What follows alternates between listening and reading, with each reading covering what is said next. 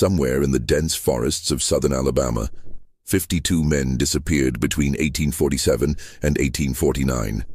Not all at once, not in a single catastrophic event that history books could neatly explain. These men vanished one by one, two by two, sometimes three at a time, professional trackers, armed bounty hunters, men who made their living pursuing human beings through swampland and pine thickets. When their bodies were eventually discovered, each one told the same silent, horrifying story. Rope burns around the wrists, signs of extended pursuit through wilderness terrain, and a final positioning that suggested ritual rather than random violence. The cases were documented in fragmentary county records, then systematically removed from public archives sometime before 1875. Local authorities attributed the deaths to territorial disputes and occupational hazards, but families of the deceased knew something far more deliberate had occurred. Tonight we're examining evidence that suggests one man, a fugitive with an intimate knowledge of Alabama's geography and an unshakable determination, orchestrated what became the most systematic counter-campaign against slave catchers in the antebellum South. Before we continue with the story of Ezekiel Cross, if you're fascinated by hidden chapters of American history that challenge everything we thought we knew, these are the stories they tried to erase. Also, we'd love to know, what state or city are you listening from? Drop a comment below. Now, let's discover what really happened in those Alabama forests. The man at the center of this mystery wasn't born into violence. He was created by it. Ezekiel Cross first appeared in plantation records near Selma, Alabama, in 1834, listed as property of the Rutledge Estate, one of the region's most expansive cotton operations, spanning over 4,000 acres of fertile black belt soil. The documentation was sparse, as it often was for enslaved individuals, but what existed painted a picture of someone authorities would later find deeply troubling. A man who could read, who'd been trained in veterinary medicine to care for the estate's valuable livestock, and who possessed an almost encyclopedic knowledge of the surrounding wilderness from years of hunting expeditions to supply the plantation's kitchens.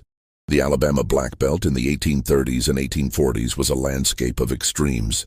Wealthy beyond measure from cotton exports, the region's white planters had constructed an elaborate society built entirely on the labor of enslaved people who outnumbered them 3-to-1 in some counties. This demographic imbalance created a constant, simmering paranoia among the planter class, especially after Nat Turner's rebellion in Virginia in 1831 had sent shockwaves through every southern state. Security measures intensified. Slave patrols multiplied, the business of tracking and returning fugitives became increasingly profitable and increasingly brutal. Ezekiel was approximately 23 years old in 1834, tall and powerfully built from years of physical labor, with hands that one overseer's journal described as unnaturally steady, can stitch a horse's wound fine as any surgeon. He'd been taught to read by the Rutledge family's elderly aunt, a decision that would later be cited as catastrophically irresponsible. Through borrowed and stolen books, he'd consumed everything from agricultural manuals to geographical surveys of Alabama and Mississippi. He knew which plants could treat infection, which could induce vomiting or unconsciousness, which creek beds stayed dry enough to walk without leaving tracks. But it was what happened to his wife that transformed knowledge into something far more dangerous. Sarah Cross, listed in the same Rutledge estate records, had been sold to a neighboring plantation in 1845 after bearing 2 children who were subsequently sold to different buyers across the state. The transaction was entirely legal, entirely routine, and entirely devastating. Ezekiel's request to be sold alongside his wife was denied. His subsequent attempt to visit her without permission resulted in 30 lashes and 2 weeks in the plantation's punishment shed, a windowless structure where summer temperatures regularly exceeded 100 degrees. Sarah died 7 months later. The official cause, recorded in terse plantation ledgers, was listed as fever. Enslaved workers from her plantation later reported something different: that she'd been worked in the fields despite obvious illness, that she'd collapsed multiple times, that medical attention had been deliberately withheld as punishment for slowness. Ezekiel received news of her death on a Tuesday morning in March 1846. He finished his assigned work that day with his characteristic efficiency, carefully organizing the veterinary supplies, feeding and checking each animal in his care. Then, after the plantation had settled into the quiet rhythms of night, he walked away from the only home he'd ever known, carrying nothing but a hunting knife, a small leather satchel of medical supplies, and a profound, crystalline clarity of purpose. He was never seen on the Rutledge estate again, but within weeks men would begin disappearing in the forests he knew so intimately. The first case that would later be connected to Ezekiel Cross occurred on April 17, 1846, near the Cahaba River, approximately 40 miles south of Selma. Two professional slave catchers, Hosea Trent and his nephew Marcus, had been tracking a fugitive for 3 days when they simply vanished from the historical record. Their horses were discovered 4 days later, tied to trees near an abandoned Creek settlement, saddles intact, weapons missing. The men themselves weren't found for another week. A local farmer searching for stray cattle discovered their bodies in a clearing 2 miles from where the horses had been abandoned. Both men had been suspended from the low branches of a massive oak tree, positioned in a way that would have taken considerable time and effort. Their boots were removed and placed neatly beneath them. Their tracking papers, documents that legally authorized them to pursue and capture fugitives, had been torn into strips and scattered around the clearing like grotesque confetti. The county sheriff, a man named Dalton Hayes, documented the scene in a report that would later be partially destroyed. In the surviving fragments, he noted, evidence of sustained flight through difficult terrain. Victims showed extensive lacerations to hands and feet, consistent with forced march through bramble. Cause of death appears to be exhaustion and exposure, though positioning of bodies suggests intervention occurred after death. No valuables taken, no apparent motive beyond the act itself. What Sheriff Hayes didn't include in his official report, but mentioned in a letter to his brother that surfaced decades later, was the presence of a carved symbol on the tree bark above each body. A simple cross, cut deep into the wood with a blade. The connection to Ezekiel Cross wasn't made immediately. The Rutledge plantation hadn't yet reported him missing, a delay that would prove significant. When they finally did, nearly 2 weeks after his departure, they described him as dangerous due to education and possibly armed with veterinary instruments. The reward posted for his return was substantial. $200, later increased to $500. 3 weeks after the Trent killings, another slave-catching team disappeared near the town of Camden. This time it was a group of 4 men from Georgia who'd traveled to Alabama specifically because the rewards for returned fugitives were so lucrative. They'd been pursuing 3 separate targets, 2 men and a woman, who'd fled from different plantations. Local residents reported seeing the Georgia trackers passing through town, well armed and confident, discussing their strategy in a boarding house dining room. They were found 6 days later in a dense thicket of pine and sweet gum, their bodies arranged in a precise line facing north. Once again their boots had been removed, once again tracking documents had been destroyed, and once again that same symbol appeared on nearby trees, not elaborate, not artistic, just a simple cross carved with methodical precision. This time, one of the men was still barely alive when discovered. A local minister who joined the search party stayed with him during his final hours, later recording the man's fragmented statements.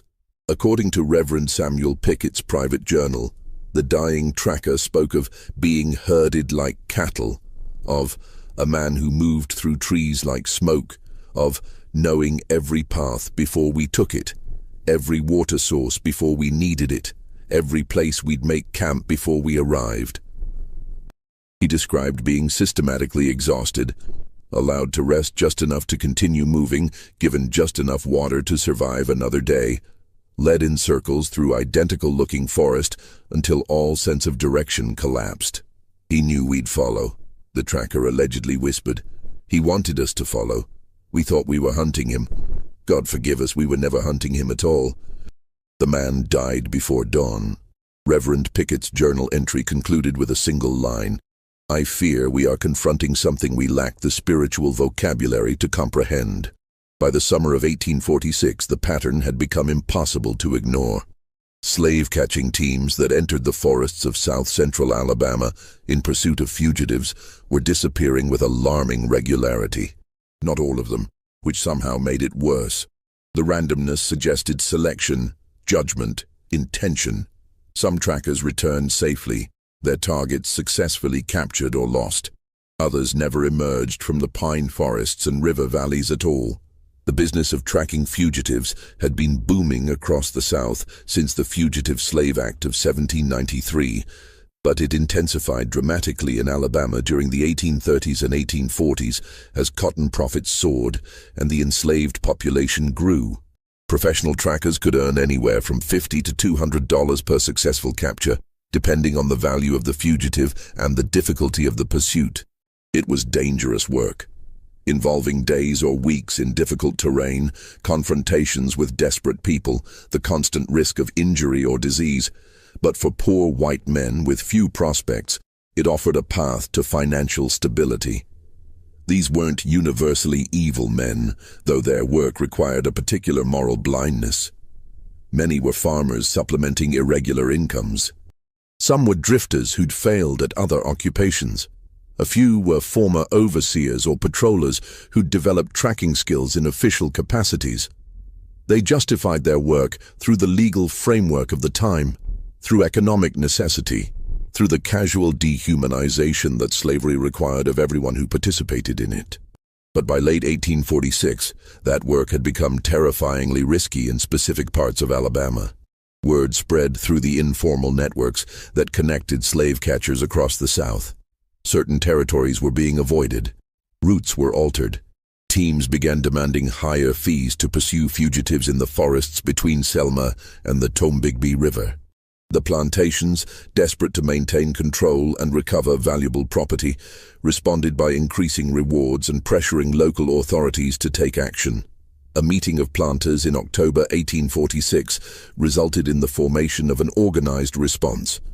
A well-funded, well-armed group of 20 men specifically tasked with ending the threat. They called themselves the Alabama Reclamation Company, though everyone understood their actual purpose. These weren't ordinary trackers. They were former military men, experienced frontiersmen, individuals with reputations for succeeding where others failed. Their leader was a man named Cyrus Thornton, a veteran of Creek conflicts and someone who'd spent years navigating Alabama's most difficult terrain. Thornton was methodical, cautious, and experienced enough to recognize what they were confronting. In a letter to one of the sponsoring planters, he wrote, "We are not pursuing an ordinary fugitive. Whoever is responsible for these killings possesses knowledge of this region that rivals or exceeds my own. They move with purpose and patience. They select their targets deliberately, and most troubling, they've demonstrated the ability to track the trackers, to predict our movements and exploit our assumptions. This will not be a brief engagement." Thornton was right about that, though he couldn't have imagined just how accurate his assessment would prove.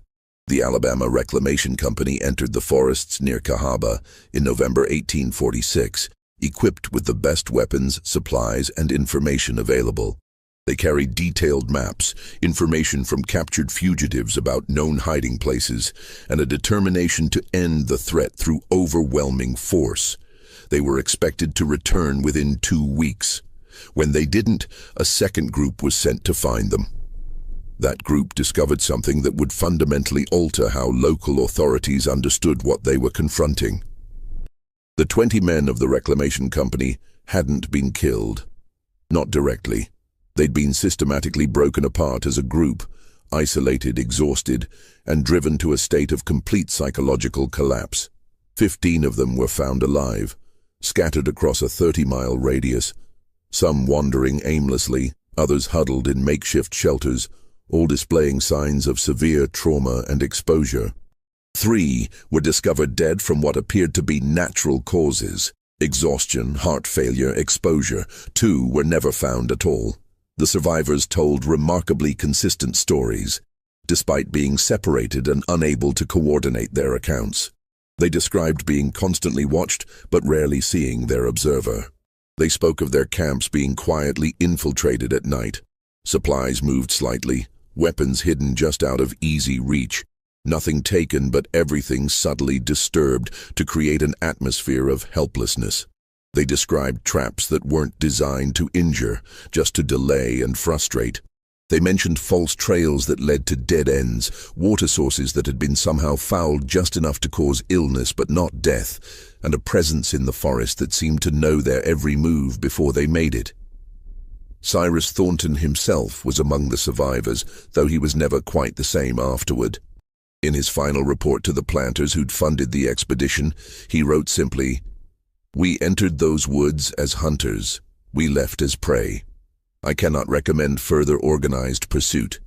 Whatever is in those forests has transformed the relationship between tracker and fugitive into something I lack the capacity to defeat." The Alabama Reclamation Company was quietly dissolved.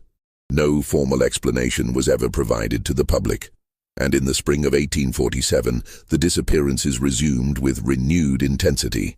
The case that brought Ezekiel Cross's name into explicit connection with the killings occurred in March 1847, and it came not through law enforcement, but through the testimony of a survivor, one of the few trackers to encounter him directly and live to describe the experience. James Howell had been tracking fugitives for 12 years when he accepted a contract to pursue a family of 4 who'd fled from a plantation near Marion. The trail led him deep into the swamplands east of the Alabama River, territory he'd worked before but never found particularly welcoming. On his 4th day of pursuit, he made camp near a cypress swamp as evening fell, following his usual precautions, positioning himself with clear sight lines, keeping his rifle within arm's reach, maintaining a small fire for visibility. He woke just before dawn to find someone sitting across the fire from him.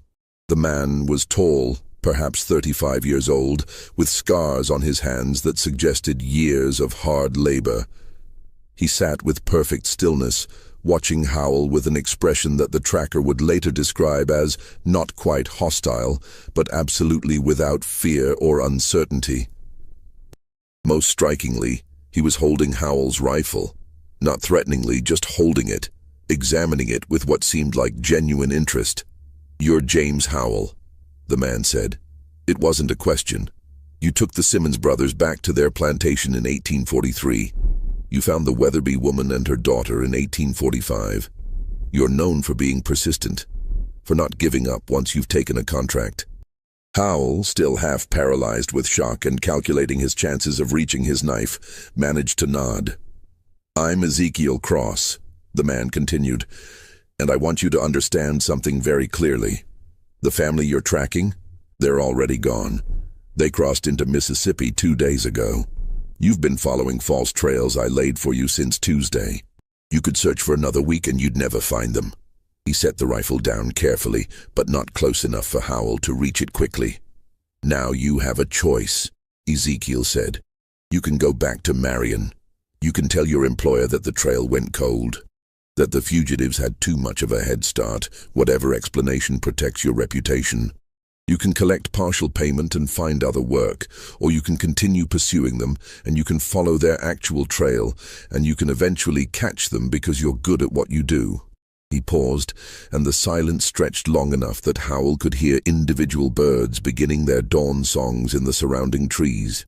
"But if you make that second choice," Ezekiel continued, "then I'll follow you. Not immediately.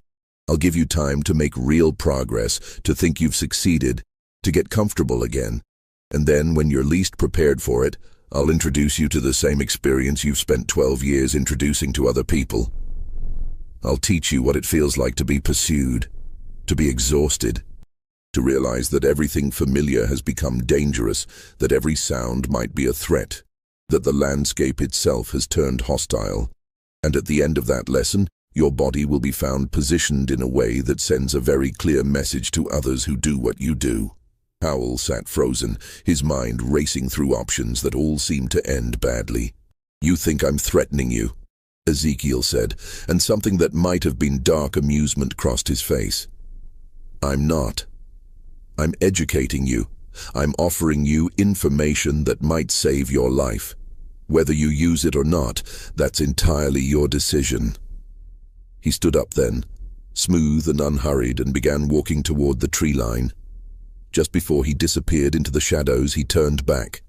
"Tell your employer the truth or don't. That's not my concern. But understand this, I know your name now. I know what you look like, how you move, how you think. And if I ever see you in these woods again, pursuing anyone, for any reason, you'll join the others. There won't be a conversation. There won't be another warning." Then he was gone, moving through the underbrush with barely a sound, leaving Howell alone with his extinguished fire and useless rifle. James Howell returned to Marion 2 days later. He reported that the trail had gone cold and refused to accept any payment. He never worked as a slave catcher again. More significantly, he eventually shared his story with a local newspaper editor who was documenting the strange cases occurring throughout the region. That interview, published in fragmented form in the Marion Commonwealth in July 1847, was the first time the name Ezekiel Cross appeared in public records connected to the tracker killings. The publication of Howell's account had two immediate effects. First, it confirmed what many had suspected, that a single individual was responsible for the systematic targeting of slave catchers across South Alabama. Second, it made Ezekiel Cross the most wanted fugitive in the state, with rewards totaling over $1,500 offered by various plantation owners and tracking companies. That amount was extraordinary, exceeding rewards for convicted murderers and escaped prisoners combined. But the rewards created a perverse incentive. Despite the danger, despite the mounting evidence that pursuing Ezekiel Cross was potentially suicidal, trackers kept coming. Some were motivated by money, others by reputation. A few by a genuine belief that one man, no matter how skilled, couldn't possibly evade capture indefinitely. They were all correct about that last point, though not in the way they anticipated. Ezekiel Cross couldn't evade capture forever. But he didn't need forever. He only needed long enough to complete what he'd set out to do. And in the summer of 1847, as the body count continued to rise, authorities began to realize they were confronting something that transcended simple fugitive pursuit. This was systematic, planned, executed with a level of strategic thinking that suggested military training or genius or both. A circuit court judge named Whitfield Osgood, attempting to make sense of the pattern, wrote in his private correspondence, "We are accustomed to viewing enslaved individuals as lacking in capacity for complex planning, for strategic thinking, for sustained campaigns of resistance." Ezekiel Cross has demonstrated that assumption to be not merely incorrect, but catastrophically dangerous.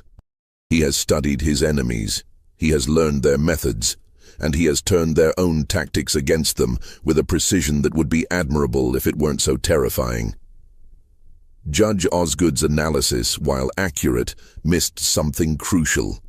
Ezekiel Cross wasn't simply turning tracker tactics against the trackers. He was teaching a lesson about power, about vulnerability, about what it meant to be hunted. Every body positioned in the trees, every tracker driven to psychological collapse, every team that vanished into the forests and emerged broken, all of it was communication. It was a language of resistance that spoke louder than any speech or written document ever could. But lessons delivered through violence have a way of creating unintended consequences. And in the fall of 1847, those consequences would manifest in ways that even Ezekiel Cross hadn't fully anticipated. The authorities' response escalated dramatically in September 1847, when Governor Chapman authorized the formation of a state militia unit specifically tasked with capturing Ezekiel Cross. This wasn't an informal tracking company or a bounty-driven group of individuals. This was an official military operation, led by Captain Bernard Kearney, a former Army officer who distinguished himself in Florida during Seminole conflicts. He was given 40 well-trained men, state funding for equipment and supplies, and explicit authorization to use whatever force necessary to end the threat. Captain Kearney approached the task with military discipline. He studied every known case, interviewed survivors, and mapped out the territories where incidents had occurred. His analysis revealed patterns that previous trackers had missed. Ezekiel Cross wasn't moving randomly through Alabama's forests. He was operating within a specific geographic range, a roughly circular territory centered around the area where his wife had died, extending outward in a radius of approximately 40 miles. Within that circle, he was nearly untouchable. He knew every creek, every hidden path, every cave system and abandoned structure. Outside that circle, he rarely ventured. More importantly, Kearney recognized that Ezekiel Cross was making decisions about who to target. Not every tracker who entered his territory disappeared. Some were allowed to pass through unmolested, even when pursuing fugitives.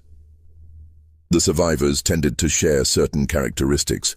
They were younger, less experienced, or had reputations for treating their captives with minimal brutality. Meanwhile, the men who disappeared were consistently the most notorious trackers. Individuals known for excessive violence, for separating families, for inflicting punishment beyond what capture required. He's not simply defending himself, Kearney wrote in his operational plan. He's executing judgment. He's become prosecutor, judge, and executioner for crimes that our legal system doesn't recognize as crimes at all. To defeat him, we need to understand that we're not hunting an animal or even an ordinary criminal. We're hunting someone who believes completely in the righteousness of his actions. Kearney's strategy involved something no previous tracking team had attempted: a coordinated encirclement. Rather than sending small groups that could be isolated and defeated individually, he would position his 40 men in a wide perimeter around Ezekiel Cross's known operational area. They would maintain communication through signal fires and periodic messengers, gradually contracting the circle until escape became impossible. It was methodical, patient, and, on paper at least, nearly foolproof. The operation began on October 3, 1847. For the first 2 weeks, it proceeded according to plan. The militia established their perimeter, maintained their positions, and gradually began tightening the circle. They encountered several small groups of fugitives, returning them to their owners per their orders, but found no sign of Ezekiel Cross himself. Then the fires started. The first occurred on October 18th at a small tobacco farm owned by one of the planters who'd helped fund the militia operation. The barn burned to the ground overnight, destroying the entire season's harvest. No one was injured, but the message was clear. The next night, a cotton gin 30 miles away suffered the same fate. Then a smokehouse, then a storage facility containing seed for spring planting. The fires were strategic, each one targeting property belonging to individuals connected to the militia operation or known for particularly brutal treatment of enslaved workers. They occurred simultaneously across vast distances, suggesting either multiple people working in coordination or a single individual moving with impossible speed between locations. Captain Kearney faced a dilemma. His men were positioned to contain Ezekiel Cross in the forests, but the attacks were happening outside that perimeter, targeting civilian property. If he pulled men away to protect the plantations, he'd weaken his encirclement. If he maintained his positions, the economic damage would continue mounting until political pressure forced him to abandon the operation entirely. He chose to maintain the perimeter, gambling that Ezekiel Cross couldn't sustain 2 simultaneous campaigns indefinitely. It was the correct strategic choice, but it came with a cost. Over the next 3 weeks, 17 more fires occurred, destroying property valued at over $40,000, an astronomical sum that represented financial devastation for several plantation owners. The political pressure became overwhelming. By mid-November, Governor Chapman was receiving daily letters demanding that he either end the militia operation or shift its focus to protecting property. Wealthy planters who'd initially supported the capture campaign now wanted their money refunded and protection for their assets. Captain Kearney, his authority eroding, made a desperate decision. On November 23rd, he collapsed the perimeter rapidly, moving all 40 men toward the center of Ezekiel Cross's suspected territory in a coordinated push. The plan was to force confrontation, to either capture or corner their target, ending the matter decisively. They found his camp on November 25th. It was positioned in a natural clearing near a creek, surrounded by dense forest on 3 sides and a steep embankment on the 4th. Evidence suggested he'd been there recently. A fire still smoldering, supplies carefully organized, clear signs of occupation. But Ezekiel Cross himself was gone. And as Kearney's men searched the camp, they began to realize something deeply unsettling. The site had been deliberately preserved for them to find. The supplies were arranged too neatly. The fire had been maintained just long enough to stay warm. And most troubling, there were 40 small marks carved into trees surrounding the clearing, one for each member of the militia unit. They'd been counted, assessed, measured. One of Kearney's sergeants discovered something else. A piece of paper tucked into a hollowed section of bark, protected from the weather. On it, in careful handwriting, was a list. 40 names. Every member of the militia unit, listed in the order they'd been recruited, with notes beside each name describing family situation, previous occupation, and hometown. At the bottom of the list, a single sentence. "I know who you are, all of you." Captain Kearney understood immediately that his operation had been compromised from the beginning. Ezekiel Cross had known about the militia before it even formed. He'd tracked its formation, identified its members, and spent weeks studying them while they thought they were hunting him. The encirclement had never been real. They'd been performing a strategy he'd seen through completely, wasting time and resources while he conducted his actual campaign against the plantations funding the operation. The militia withdrew from the forests on November 27, 1847. In his final report, Captain Kearney wrote simply, "Subject remains at large. Conventional military tactics have proven ineffective. Recommend fundamental reassessment of approach." The report was quietly filed away. No official reassessment ever occurred, but the incident marked a turning point. Planters began questioning whether any amount of money or military pressure could end the threat. Some started negotiating informal truces, spreading word through enslaved workers that they'd ceased funding tracking operations in exchange for being left alone. Others doubled down, increasing security and punishment, determined to demonstrate that resistance, no matter how effective, would ultimately be crushed.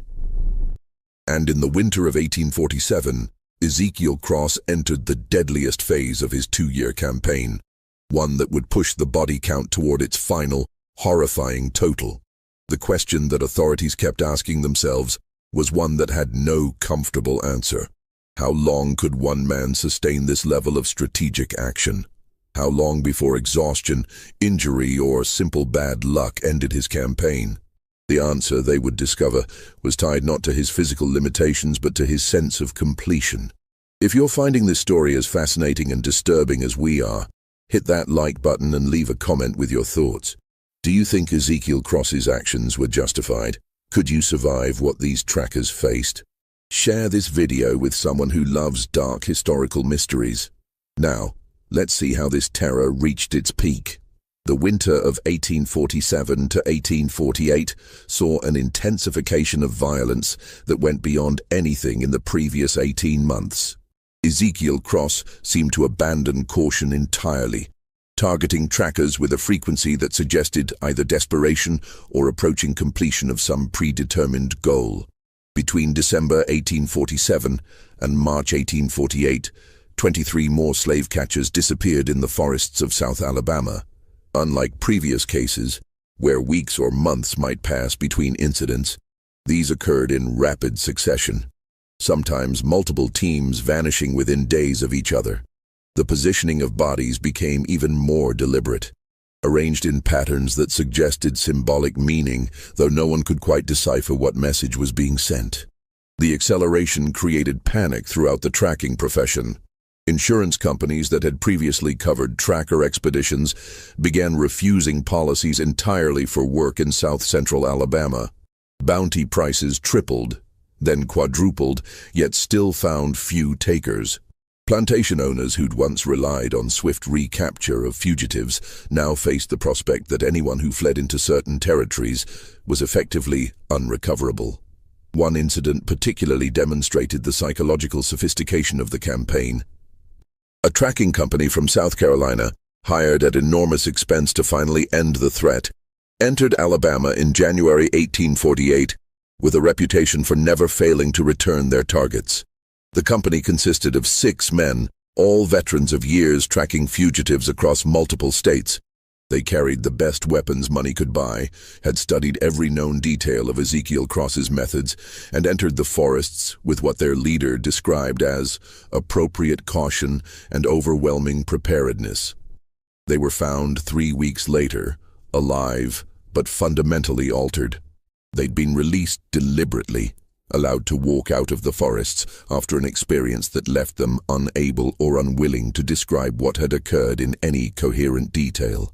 When they emerged near the town of Greensboro, local residents were shocked by their appearance, gaunt, hollow-eyed, moving with the careful uncertainty of men who'd been broken on some fundamental level. The only one who would speak with any detail was the company's leader, Robert Fairchild, and his account was fragmented and disturbing. He agreed to speak with a local minister only after being assured his words wouldn't be published during his lifetime. According to Fairchild, they'd been systematically isolated over a period of 10 days. Not through violence, but through a methodical process of psychological dismantling that demonstrated intimate knowledge of how tracking teams functioned and what sustained their confidence. Their supplies were stolen gradually, never all at once, just enough each day to create mounting anxiety about resources. A bag of dried meat would disappear from their provisions, then ammunition, then medical supplies. Each theft occurred while they slept, or were briefly separated, despite their precautions against exactly such infiltration. Their weapons disappeared while they slept, removed with such care that none of the 6 men woke, despite being light sleepers trained to detect threats. They awoke to find their rifles arranged in a neat line 20 feet from their camp, unloaded, with all ammunition scattered in the surrounding brush where it would take hours to recover. Their horses were released from where they'd been tied, forcing them to continue on foot through increasingly difficult terrain.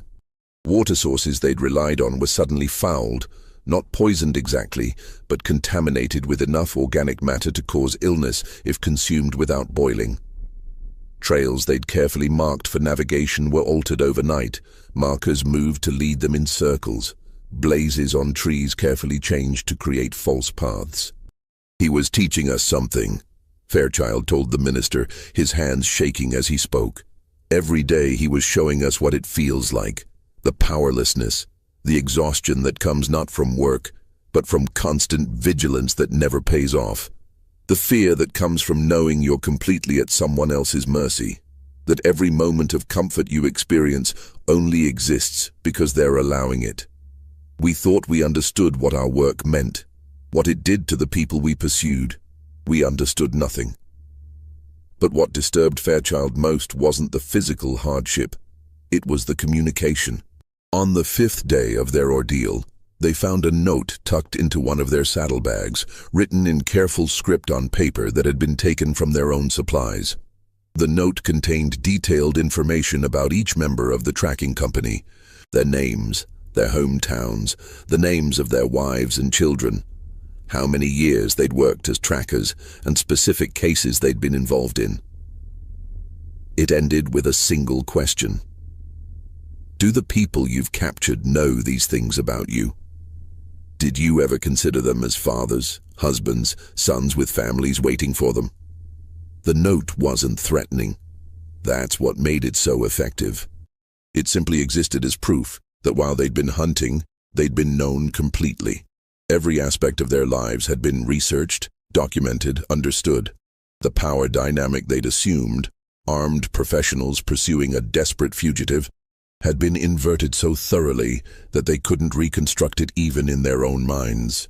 Fairchild described the final days of their ordeal as a descent into paranoia and internal conflict.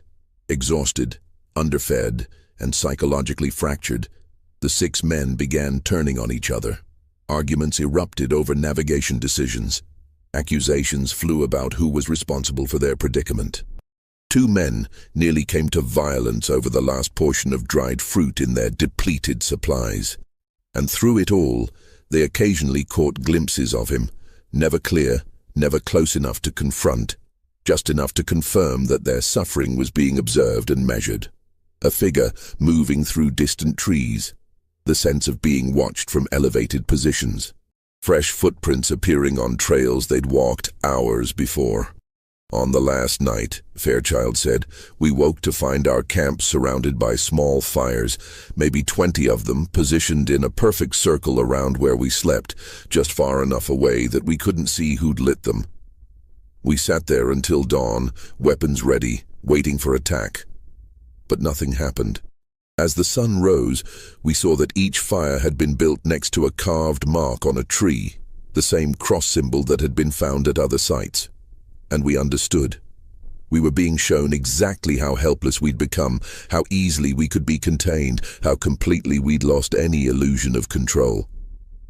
They'd been released the next morning. They found a trail marked with clear symbols leading toward Greensboro, supplied with just enough food and water to make the journey, their weapons returned, but unloaded. The message was unmistakable. They were being dismissed, sent away like children who'd learned a harsh lesson. Fairchild never worked as a tracker again. Neither did any member of his company. When word of their experience spread through tracking networks, it created a crisis in the entire profession.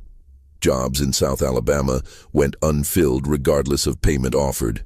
Companies based in other states refused contracts. The economic system that depended on the reliable recapture of fugitives began to fracture in that specific region. But it was what happened in March 1848 that would become the most documented and controversial incident of the entire campaign. The event that would finally draw enough public attention that authorities could no longer minimize or ignore what was occurring. A militia captain named Jameson Hargrove, frustrated by the state's inability to resolve the situation, organized a private expedition of 12 men. Unlike previous tracking teams, Hargrove's group included journalists, 2 writers from newspapers in Mobile and Montgomery who'd been commissioned to document the capture of Ezekiel Cross for public consumption. The plan was to restore public confidence by demonstrating that organized, well-funded action could still defeat even the most dangerous fugitive. Hargrove himself was a controversial figure, a former Army officer who'd been cashiered from service under circumstances never fully explained, but which involved allegations of excessive force during civilian conflicts in Mississippi. He'd reinvented himself as a private security contractor, specializing in what he called difficult recoveries. His reputation was built on never allowing a target to escape once contracted, regardless of what methods that required. The expedition was funded by a consortium of 7 plantation owners, each of whom had lost significant numbers of enslaved workers to escape over the previous 2 years. They supplied Hargrove with $500 for expenses, promised him an additional $1,500 upon successful capture or killing of Ezekiel Cross, and provided him access to the best equipment available.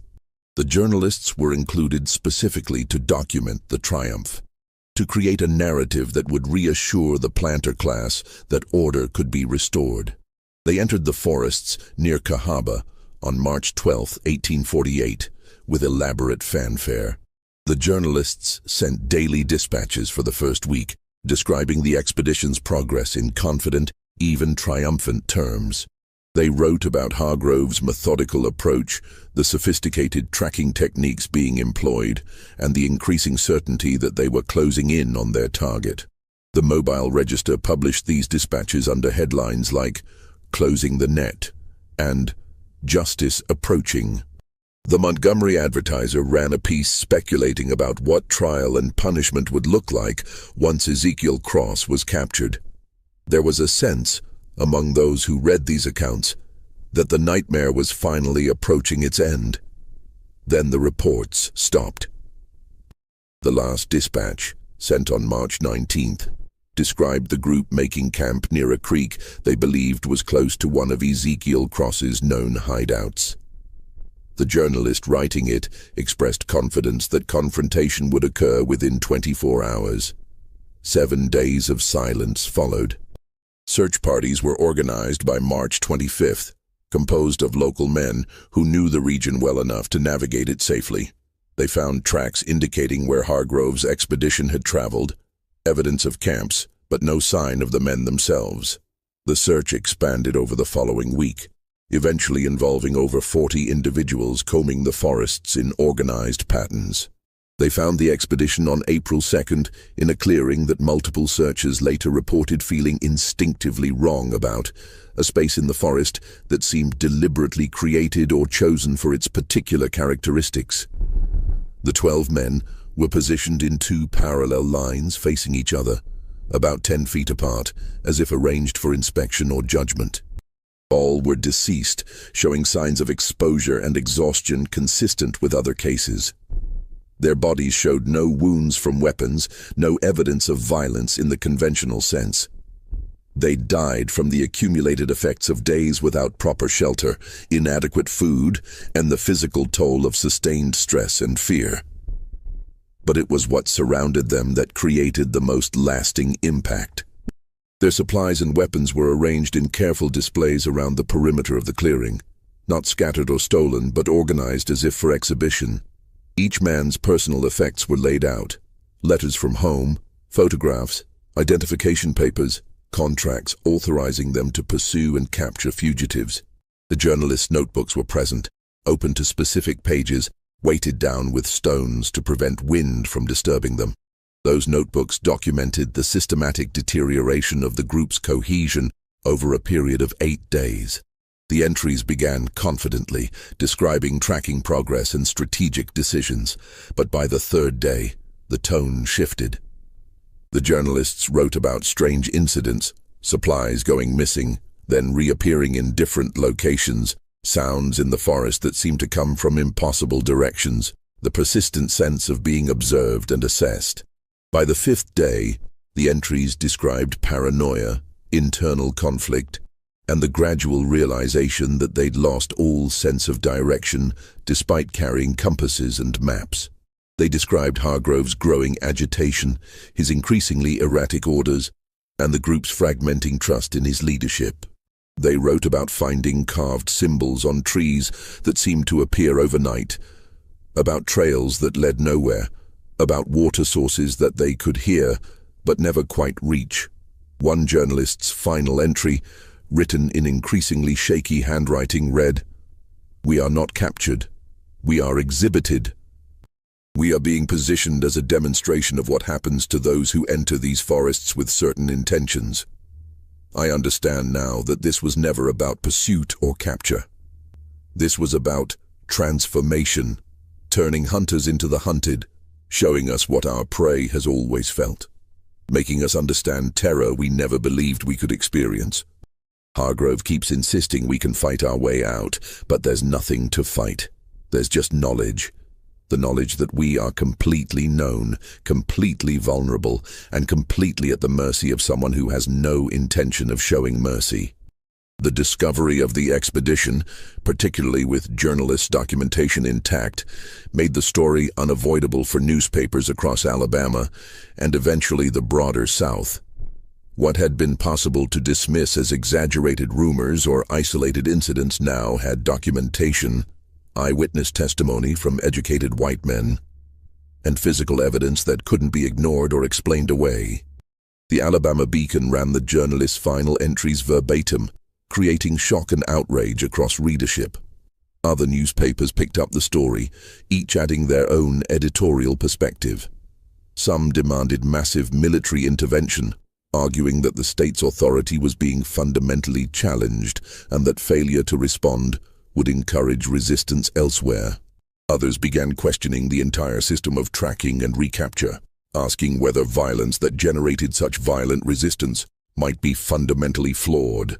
A small but growing number of voices, mostly from religious communities and nascent abolitionist groups concentrated in northern Alabama, suggested that Ezekiel Cross's actions, while extreme, represented a form of justice that the legal system refused to provide. A Quaker minister in Huntsville published a sermon titled "The Wages of Violence," arguing that systems built on the hunting and capture of human beings inevitably generated exactly the kind of resistance that Alabama was experiencing. The controversy created political crisis that reached to the state legislature. Governor Chapman faced calls for his resignation over his handling of the situation. Emergency sessions were called to debate response options. Proposals ranged from martial law declarations to negotiation attempts to complete abandonment of tracking operations in the affected regions. Planters throughout the Black Belt found themselves in an impossible position. They'd lost confidence that fugitives could be recovered, which undermined one of slavery's primary enforcement mechanisms, the certainty that escape would be temporary and punishment severe. But they also couldn't publicly acknowledge that confidence had been lost, because that acknowledgement itself would encourage more escapes. The tracking profession was in complete collapse. Former trackers were leaving Alabama entirely, finding work in other states or abandoning the profession for more conventional labor. New entrants to the field avoided Alabama contracts regardless of payment offered. By April 1848, there were effectively no functioning tracking companies operating in the south-central portion of the state. And then, as spring arrived in 1848, something changed. The incident stopped. Not gradually, but suddenly and completely. Tracking teams that entered the forests in late April returned safely, finding no interference. Fugitives fleeing through the region reported no signs of the protective presence that had been operating for 2 years. The sense of danger that had permeated certain forests and territories simply evaporated, leaving behind only questions. Authorities didn't know what to make of the sudden cessation. Some theorized he'd died from accumulated injuries or disease. His campaign had been so sustained and intense that permanent evasion seemed impossible. Others suggested he'd fled to another state or territory, perhaps recognizing that continued operations would eventually lead to capture. A few wondered if he'd been killed by someone who'd never reported the death to claim the reward money, either from fear or from sympathy with his cause. Wild speculation filled the absence of concrete information. Some claimed he'd been captured secretly and executed without trial to avoid creating a martyr. Others insisted he'd received assistance from abolitionists who'd smuggled him to Canada or Mexico. A few even suggested supernatural explanations, that he'd never been fully human to begin with, that he'd been some kind of avenging spirit that had simply completed its purpose and dissolved back into the forests. But the truth, as it eventually emerged, was both simpler and more profound than any of the speculation suggested. Ezekiel Cross had not died. He had not been captured. He had not fled in defeat or fear. He had simply finished what he'd set out to accomplish. The first hint of the truth appeared in the summer of 1848, though it wouldn't be recognized as such for decades. A Quaker community in eastern Tennessee reported housing a traveler who'd passed through in July, a man with extensive scars on his hands and a quiet, almost meditative demeanor. He'd stayed 3 days, helping with farm work and speaking little about his past, though he'd mentioned having recently completed a difficult task that had taken 2 years. The Quakers, committed to sheltering fugitives as part of their religious conviction, asked no questions that might force uncomfortable answers. But one member of the community, a woman named Rachel Thornbury, kept a detailed diary of the settlement's activities. Her entry for July 14, 1848, described the visitor. A man of perhaps 37 years, bearing the marks of hard living but possessing an educated manner of speech that suggests unusual background. He worked with our animals today, demonstrating knowledge of veterinary practice far exceeding common experience. When asked how he acquired such skill, he said only that he'd once been trained to care for valuable property, and that he'd put those skills to different use than originally intended. There is about him a quality of completion, as if a great burden has been lifted or a great purpose fulfilled. The diary, discovered in a Tennessee Historical Society archive in 1891, contained no mention of the name Ezekiel Cross, but the description, combined with timing and geographical location, suggested a connection that historians would later investigate thoroughly. The more definitive answer came in 1872 during the chaos of Reconstruction, when a package arrived at the Alabama State Archives with no return address and no accompanying explanation.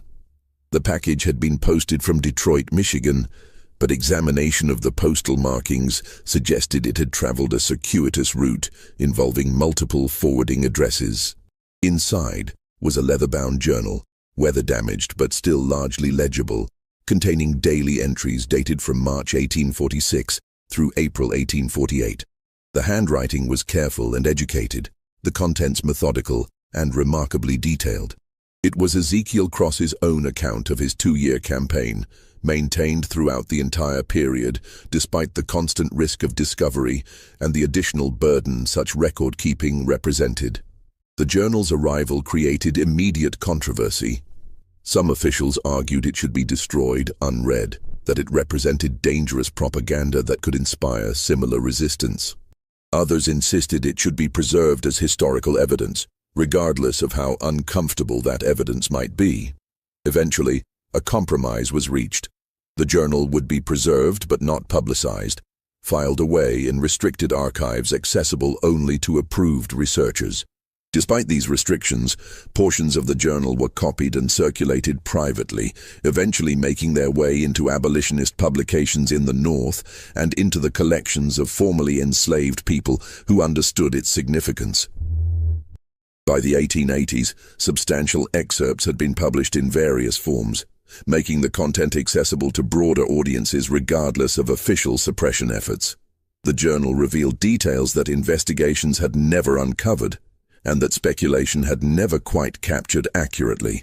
It showed that Ezekiel Cross had been wounded 3 times during his campaign, once by a rifle shot that had grazed his ribs in September 1846, once by a knife during a close encounter with a tracker in January 1847, and once by a fall from a tree that had left him with cracked ribs and severely limited mobility for nearly 3 weeks in August 1847.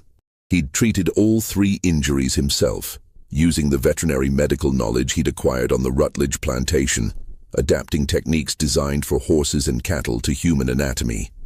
The journal contained detailed descriptions of these treatments, how he'd cleaned and stitched the knife wound using materials stolen from a country doctor's office, how he'd created a makeshift brace for his ribs using carved wood and cloth strips, how he'd identified and used medicinal plants to prevent infection. The journal documented the physical toll of sustained operations in wilderness conditions. He described periods of near starvation when tracking teams were too numerous in an area to allow safe foraging. He wrote about the psychological burden of constant vigilance, of sleeping only in brief intervals, of calculating every movement to avoid leaving tracks or signs that could be followed. He described the loneliness of his existence, cut off from any human contact, except through violence or intimidation. But most significantly, the journal revealed his purpose with a clarity that official investigations had never achieved. Ezekiel Cross had set himself a specific goal when he'd walked away from the Rutledge estate in March 1846. He would operate for exactly 2 years, long enough to fundamentally alter the economics of tracking in South Alabama, long enough to make plantation owners question whether the system of capture and return was sustainable, long enough to teach an entire profession about vulnerability and fear. And he would target 52 men specifically, 1 for each week of those 2 years, carefully selected based on their reputations and their actions. The journal showed him tracking individual trackers with the same methods they used to track fugitives. He would learn their names, study their methods, observe them at work, and investigate their histories. He kept detailed records of their actions, Not just their professional work, but their reputations in communities they operated in, testimony from enslaved people they'd captured, accounts from plantation owners they'd worked for. He was looking for specific things. Trackers who were known for excessive use of violence during captures. Men who deliberately separated families or showed particular cruelty toward children. Individuals who took pleasure in their work beyond simple economic motivation. Those who had reputations for inflicting punishment during the return journey, using the days of travel back to plantations as opportunities for additional brutality. I cannot hold accountable every person who participates in this evil, he wrote in an entry dated November 1846. The system is too vast, too integrated into every aspect of society, but I can hold accountable those who enthusiastically embrace its worst aspects, who find in this work not just employment, but satisfaction. Each man I selected represents dozens or hundreds of people whose suffering they facilitated or increased. I cannot restore what they took. I cannot undo what they did. But I can ensure they understand, in their final days, what they inflicted. The journal entries revealed a mind that was simultaneously strategic and deeply traumatized. He wrote about Sarah, his wife, in passages that mixed grief with anger and determination. He described memories of their brief time together, plans they'd made for a future they both knew was impossible, conversations about what freedom might mean if they could ever achieve it. He wrote about receiving news of her death and feeling something fundamental break inside him. Not his reason or his ability to function, but his connection to hope. To the possibility that the system he lived under might ever reform itself or allow space for human dignity. Sarah died believing that submission and good behavior might eventually earn some measure of mercy, he wrote in March 1846, shortly after beginning his campaign. She believed that if we worked hard enough, caused no trouble, demonstrated our humanity sufficiently, perhaps we'd be allowed to remain together. She was wrong. The system doesn't reward humanity, it consumes it. And those who enforce that system through tracking and capture, they are the ones who make escape and resistance necessary. They are the ones who ensure that families like ours can never exist in peace. But the journal also showed a man who understood the moral complexity of his actions. He didn't romanticize violence or claim moral superiority. He acknowledged that what he was doing was creating trauma, inflicting suffering, and potentially damaging people who might have families and lives beyond their work as trackers. I do not claim to be dispensing justice, he wrote in July 1847. Justice would require a fair system, legitimate authority, recognition of everyone's humanity. What I am dispensing is consequence. I am teaching the lesson that actions have responses, that systematic violence eventually generates violence in return, and that those who make their living hunting other human beings might eventually discover what it means to be hunted. Whether that constitutes justice is a question for people who live in societies where justice is possible. The journal documented his reaching exactly 52 completed targets by April 1848. He tracked each one methodically, marking them in a list that included their names, their locations, and brief notes about why they'd been selected. The final entry for this list, dated April 11, 1848, simply stated, completed. On April 14, 1848, he wrote what would be his final journal entry. It is finished. 2 years, 52 men, and a region of Alabama where the profession of slave catching has become untenable. I have no illusions about having changed the fundamental structure of this evil system. The institution of slavery is too deeply rooted in economic interest, too thoroughly defended by law and custom, too essential to the wealth of too many powerful people. What I have accomplished is limited and temporary, but I have demonstrated several things that needed demonstration. First, that resistance is possible even against overwhelming odds, even when operating alone, even when the entire machinery of state power is arrayed against you. Second, that those who profit from hunting human beings are themselves vulnerable. that their confidence in their safety is built on assumptions that can be challenged and destroyed. Third, that terror is not a condition reserved only for the enslaved. Those who dispense it can also experience it, can also learn what it means to live in constant fear and uncertainty. Most importantly, I have created a record that this resistance occurred. This journal will survive me. It will prove that we are not simply property to be tracked and recovered without consequence. We are human beings capable of judgment, of strategic thinking, of sustained campaigns against the apparatus of our oppression. We remember, we plan, we act. Tomorrow I walk north toward Tennessee. I have made contact with people who help fugitives reach Canada, and they have promised safe passage. I will live whatever life remains to me in a place where I can no longer be legally hunted, where I can perhaps find some measure of peace, though I doubt peace is truly possible for someone who has done what I have done. Let this record stand as evidence. Let it prove that resistance occurred. And let it remind those who might read it in some distant future that systems built on violence and dehumanization inevitably generate violent resistance. That is not a moral judgment. It is simply a truth about how power and counterpower function in the world. I dedicated these 2 years to Sarah's memory, to making her death mean something beyond simple tragedy, to demonstrating that she mattered enough to be remembered through action. I hope I have honored her. I hope she would understand why I chose this path. I hope the families of the men I targeted might someday understand as well, though I recognize that hope may be unrealistic. Goodbye, Alabama. I leave you more troubled than I found you. That was my intention.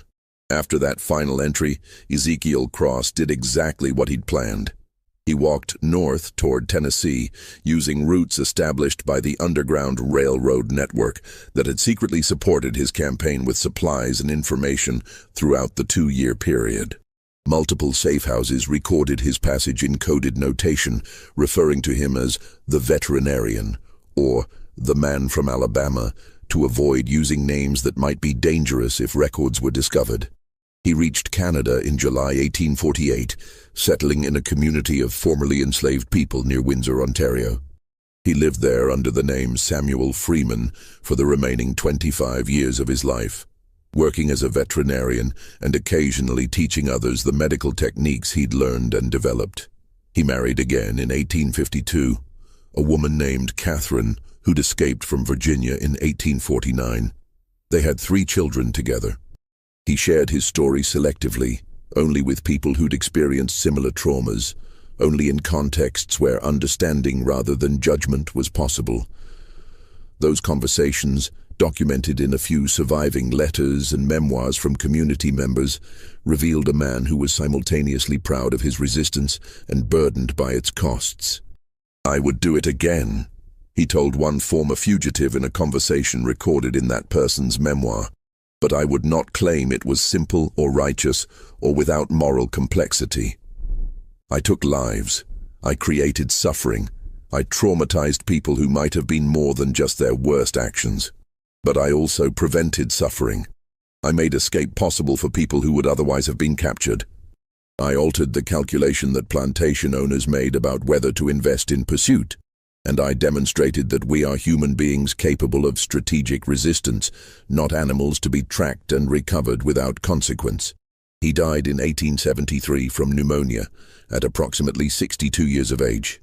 His funeral was attended by over 200 people from the Windsor community and from across Ontario, formerly enslaved people who understood what his Alabama campaign had represented, who saw in his 2-year resistance a model for understanding their own experiences and choices. Catherine Cross survived him by 18 years, maintaining the veterinary practice they'd built together and preserving his papers, including the duplicate journal he'd kept during his time in Canada, recording his memories and reflections on the Alabama period. When she died in 1891, those papers were donated to an archive in Toronto that specialized in documenting formerly enslaved people's experiences. It was from that archive that researchers in the early 20th century began piecing together the full scope of Ezekiel Cross's campaign. Scholars like W.E.B. Du Bois referenced it in passing in their work on slave resistance. Though always cautiously aware that detailed celebration of targeted violence against white Americans remained culturally unacceptable even decades after slavery's end. The full story began entering mainstream historical consciousness only in the 1960s and 1970s, as civil rights movements created space for more honest examinations of resistance to slavery. Even then, it remained controversial. Some historians questioned the accuracy of the journals, whether one man could truly have accomplished everything attributed to him. Others debated the ethics of his actions, whether systematic violence, however targeted, could ever constitute legitimate resistance. But for many descendants of formerly enslaved people, the story represented something more significant than historical curiosity or ethical debate. It was proof that resistance had occurred on a scale and with a sophistication that had been systematically denied and erased from historical records. It was evidence that enslaved people were capable of strategic thinking, long-term planning, and sustained campaigns against their oppression, capabilities that slavery's defenders had insisted they lacked. The final accounting of the campaign, compiled from multiple historical sources, showed 52 confirmed deaths of slave catchers between March 1846 and April 1848, with an additional 19 men who survived encounters but never worked in that profession again. The economic impact on the tracking industry in South Alabama was severe enough that insurance companies stopped covering tracker operations. Rewards had to be increased to levels most planters couldn't afford, and the entire system of pursuit and recapture became untenable in that specific region for nearly a year. Several plantations in the affected area experienced significant increases in successful escapes during 1847 and 1848. Fugitives who made it to Tennessee, to northern Alabama, and eventually to Canada specifically because the usual mechanisms of recapture had been disrupted. While exact numbers are impossible to establish, estimates suggest that between 80 and 120 people successfully escaped from plantations in south-central Alabama during the period when Ezekiel Cross's campaign had made tracking too dangerous and expensive to be routinely employed. That number, the people who gained freedom because professional trackers were afraid to operate, represents perhaps the most concrete measure of his campaign's impact. Those were lives changed, families preserved, futures made possible that the system would have prevented. The sites where incidents occurred are now largely unmarked and forgotten. The clearing where Jameson Hargrove's expedition was found remained abandoned for decades, avoided by local residents not from superstition exactly, but from lingering awareness that some locations bear permanent marks of what occurred there. The trees in that clearing bore scars from rope and positioning that remained visible until the early 20th century, when the entire forest was cleared for development. Today, almost nothing remains to mark what happened in those Alabama forests between 1846 and 1848. The county records that once documented the incidents were systematically removed or destroyed, likely during the 1870s as part of broader efforts to reshape historical narratives about slavery and resistance. The sites where bodies were discovered are now shopping centers, suburban neighborhoods, and industrial parks built during Alabama's 20th century development boom. Historical markers dot the landscape discussing the cotton economy, the Civil War, and Reconstruction. But none mention Ezekiel Cross or the 2-year campaign that challenged one of slavery's most brutal enforcement mechanisms. That absence is not accidental. It represents a deliberate choice about which histories get preserved in public space and which get relegated to archives and academic discussions. But the absence of markers doesn't mean the absence of history or the absence of memory. The story survived through journals, letters, and oral traditions passed down through communities that understood its significance. It survived because it represented something that the official narratives wanted to erase: evidence that enslaved people were capable of strategic thinking, systematic resistance, and sustained campaigns against the apparatus of their oppression. Ezekiel Cross never claimed to be a hero, and his journal makes clear he understood the moral complexity of his actions, the violence he'd employed, the trauma he'd inflicted even on people who might have been more than their worst professional choices. But he also understood something that the system refused to acknowledge. That when legal justice is impossible, when institutional violence is constant and inescapable, when human beings are treated as property to be tracked like animals, resistance becomes not just justified, but necessary for maintaining any sense of human agency and dignity. The 52 men who died in those forests weren't innocent victims of random violence.